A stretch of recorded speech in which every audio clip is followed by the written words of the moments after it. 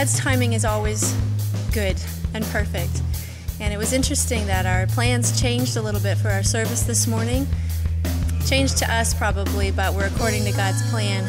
We talked a lot today about God's faithfulness. We sang about how steadfast and sure God is, even when our circumstances don't look sure or certain. We heard testimonies of in the middle stuff of life where God is helping people walk through difficulty, tragedy, and not knowing what's next. But God is faithful. He is good. And when we lift our eyes to the hills, we know that our help comes from the Lord.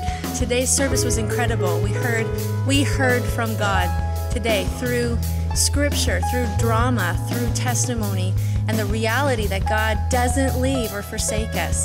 It was a great day together, a different kind of a service, but we heard from the Lord. Today in chapel, we touched on the faithfulness of God, and we got to see how He was being faithful through Professor Trafton and Ben Canny in difficult circumstances in their lives.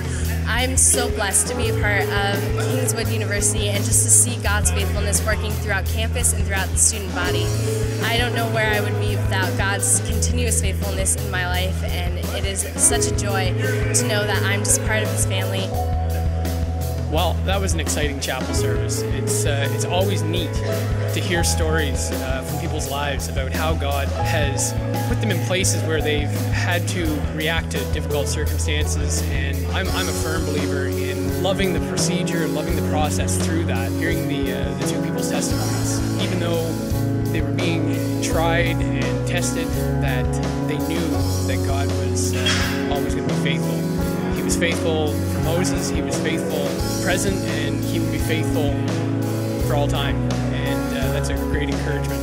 And I just love the passage in James 1 about how the testing will grow you. And that's a truth that we can stand by. And even though we'll go through tough times and we'll go through trials, it's all for the good and the glory of Him.